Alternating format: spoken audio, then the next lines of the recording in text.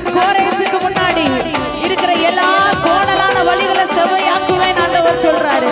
இந்த காலை வேளையில நம்முடைய கரங்களை கர்த்தர் பிடித்து சொல்றாரு, நான் உனக்கு முன்னே போய் எல்லா கோணலான பாதைகளை செவ்வையாக்க போகிறேன். நமக்கு முன்னாடி இருக்கிற எல்லா கரடான பாதைகள் செம்மையாய் மாறப்போகுது. நமக்கு முன்னாடி இருக்கிற எல்லா பிரச்சனைகள் அது மாறப்போகுது. நமக்கு முன்னாடி இருக்கிற செங்கடல்கள் அது ரெண்டாய் பிளக்கும் போது எப்படி பிளந்துச்சு என்ன ஏது நமக்கு தெரியாது.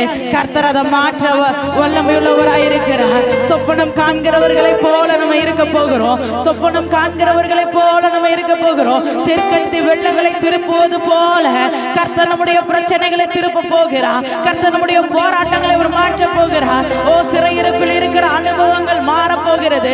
நமக்கு முன்னாடி போய் ஆண்டவர் சொல்றார், எல்லா கோணலான பாதைகளை நான் செம்மையாய் மாற்ற போகிறேன். திறக்க கூடாதபடி பூட்டுகிறவரும் பூட்டக்கூடாதபடி திறக்கிறவருமாகி இருக்கிற கர்த்தராகிய ஆண்டவர் சொல்றாரு, நமக்கு முன்னாடி இருக்கிற எல்லா அடைக்கப்பட்ட வாசல்கள் இந்த வருஷம் இந்த 2026 வருஷத்துல அது திறக்கப்பட போகிறது.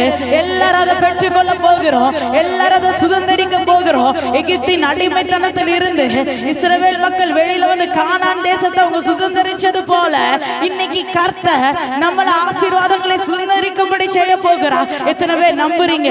எத்தனை பேர் விசுவாசிக்கிறீங்க? ஆண்டவரால முடியாதது ஒண்ணுமே இல்லை. ஆண்டவரால முடியாதது ஒண்ணுமே இல்லை.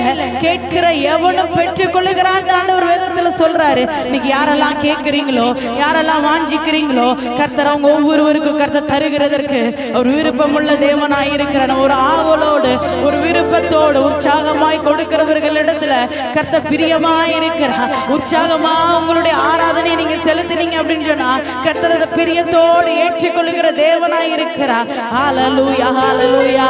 ஆபேலோட பலியை கர்த்தர் அங்கீகரிச்சாரு. காயினோட அவர் அங்கீகரிக்கல. ஏன்னா காயினோட இருதயத்துல ஒரு முறுமுறுப்பு, ஒரு வெறுப்பு இதெல்லாம் இருந்ததுனாலதான் கர்த்தர் அதை அங்கீகரிக்கல.